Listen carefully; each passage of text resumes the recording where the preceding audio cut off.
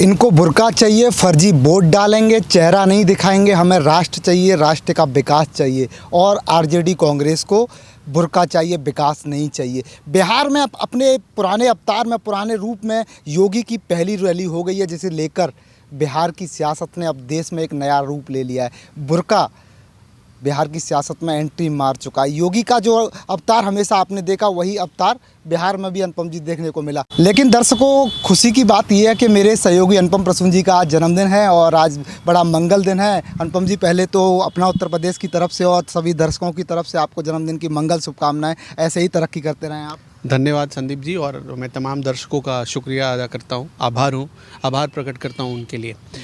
वो बहुत सारा प्यार देते हैं और जो कमेंट में लिखते हैं, जिनको मेरी बात या हमारी बात अच्छी लगती है, मैं उनका दिल से शुक्रिया अदा करता हूँ।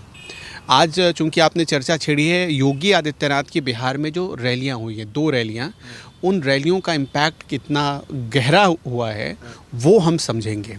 और मैं चाहता हूँ कि जब हम इसका विश्लेषण करें, जब हम लोगों को, अपने दर्शकों को बताएं, तो थोड़ा उनको इतिहास में ले चलें। दोस्तों, बहुत ध्यान से हम आपको एक बयान सुनवाएंगे, उसको आप देखिएगा, सुनिएगा, समझिएगा।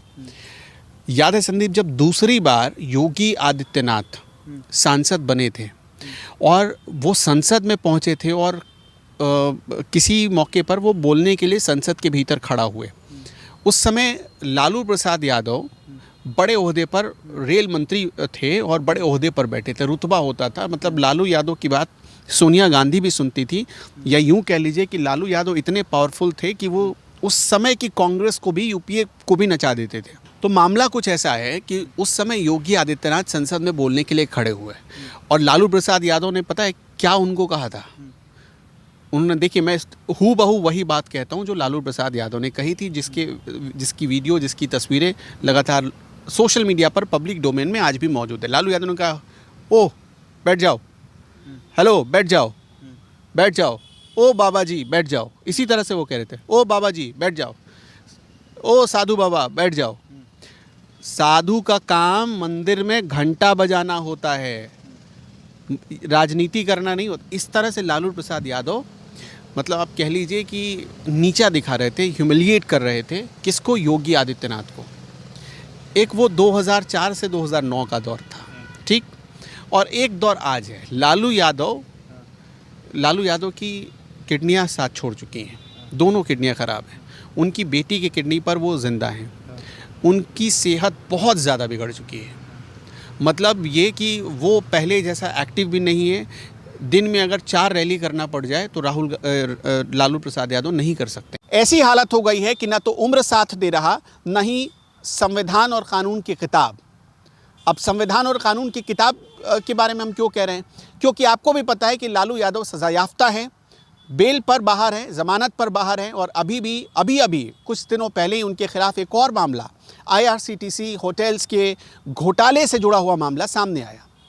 तो लालू प्रसाद यादव अब एकदम नेपथ्य में, एक तरीके से आप मान लीजिए। लेकिन योगी आदित्यनाथ के बिना आज की राजनीति की कल्पना कोई नहीं कर सकता है। ये फ़र्क आ चुका है। इसी को कहते हैं समय बदलते देर नहीं लगती है, लोग समझ चुके होंगे। अब आते हैं योगी आदित्यनाथ की उस रैली पर, जिस रैली में योगी आदित्यनाथ खुलेआम खड़े होते हैं, कहते हैं इनको बुर्का चाहिए, ये फर्जी वोट डालेंगे, इनको देश के विकास से कोई मतलब नहीं है, बिहार के विकास से कोई मतलब नहीं है। दरअसल योगी आदित्यनाथ की हाल ही में बिहार में 2 जगह रैली हुई है। मैंने आपको शुरू में ही बताया, योगी आदित्यनाथ की डिमांड हर प्रदेश में है। क्यों उनकी डिमांड ज़्यादा है? क्योंकि योगी आदित्यनाथ जहाँ जहाँ जाते हैं, जीत उनके कदमों को चूमती है। इसका एक सबसे सटीक उदाहरण आप महाराष्ट्र विधानसभा के नतीजे देख सकते हैं। योगी आदित्यनाथ को बुलाने का एक खास पैटर्न है। बीजेपी हमेशा उनको एक खास पैटर्न में बुलाती है। जहां बीजेपी को लगता है कि वो कमज़ोर पड़ रही है, उस इलाके में योगी आदित्यनाथ की रैली शुरू की जाती है। अब सोच कर देखिए, जिस बिहार में अभी तक चुनाव घोषणा होने के बाद, चुनाव की तारीखें घोषित होने के बाद प्रधानमंत्री नरेंद्र मोदी नहीं पहुंचे, उससे पहले योगी आदित्यनाथ को बुलाकर पूरा माहौल सेट कर दिया गया। 2 रैलियां भी हो गई, एक दानापुर में, एक सहरसा में, जो मेरे पास जानकारी है।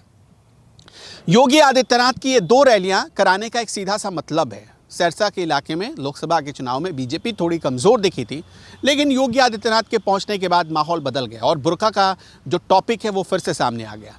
याद करिए महाराष्ट्र विधानसभा का वो चुनाव, जब चुनाव की घोषणा नहीं हुई थी लेकिन योगी आदित्यनाथ की रैलियां प्रस्तावित हो गई थी। योगी आदित्यनाथ रैली करने पहुंचते हैं, उससे पहले बैनर और पोस्टर लगा दिए जाते हैं, बटेंगे तो कटेंगे।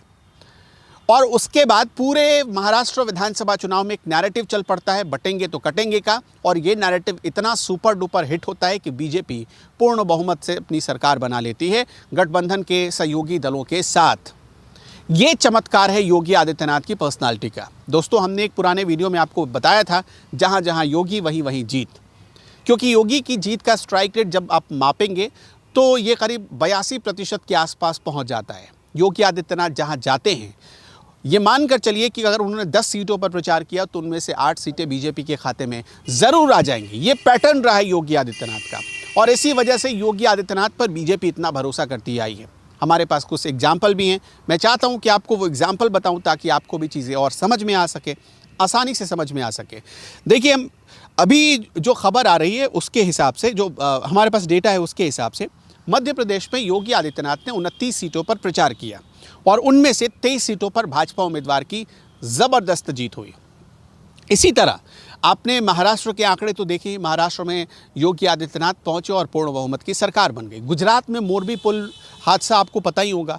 मोरबी पुल हादसे के बाद ये कहा जाने लगा था कि उस पूरे विधानसभा में बीजेपी कमज़ोर हो जाएगी, लेकिन वहाँ पर भी योगी आदित्यनाथ की रैली कराई गई और वो सीट बीजेपी के खाते में गई। इसी तरह राजस्थान में 39 सीटों पर योगी आदित्यनाथ ने प्रचार किया और वहां पर 18 से ज़्यादा सीटें बीजेपी जीत गई। छत्तीसगढ़ में 5 सीटों पर योगी आदित्यनाथ की रैली हुई, वहां भी बीजेपी की जीत हुई। तेलंगाना में योगी आदित्यनाथ गए, बीजेपी के वोट प्रतिशत में इजाफा हुआ। झारखंड में योगी आदित्यनाथ ने प्रचार किया, वहाँ भी 5 सीटों पर का बीजेपी को फ़ायदा ही हुआ, मतलब वो 5 सीटें बीजेपी जीत गई। जम्मू कश्मीर में, जम्मू के इलाके में ख़ास तौर पर योगी की रैलियां हुई, 4 की 4 सीटें, 100% सफलता मिली जम्मू में। कश्मीर में योगी आदित्यनाथ की रैलियां उतनी ज़्यादा सफलतापूर्वक नहीं हो पाई।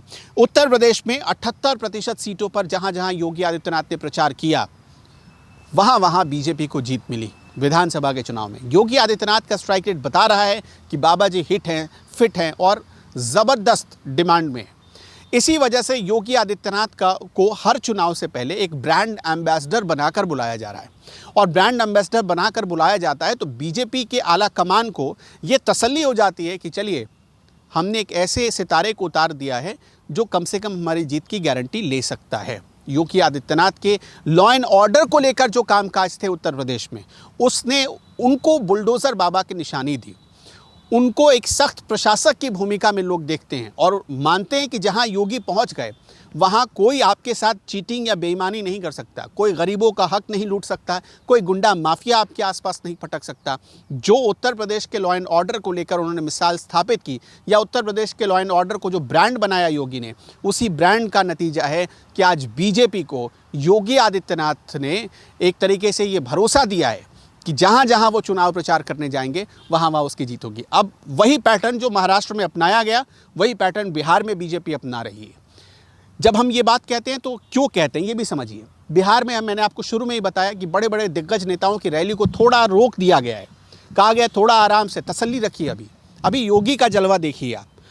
योगी को उतारने का एक और फ़ायदा होने वाला है। योगी बिहार चुनाव में अगर हिट हो गए तो इसका असर 2027 पे होने वाले उत्तर प्रदेश के विधानसभा चुनाव पर भी आप देखेंगे। दोस्तों, आप योगी आदित्यनाथ के बारे में क्या सोचते हैं? उनके इस विनिंग स्ट्राइक रेट के बारे में आप क्या कहना चाहते हैं? कमेंट बॉक्स खुला हुआ है, आप अपनी राय ज़रूर बताइएगा। नमस्कार।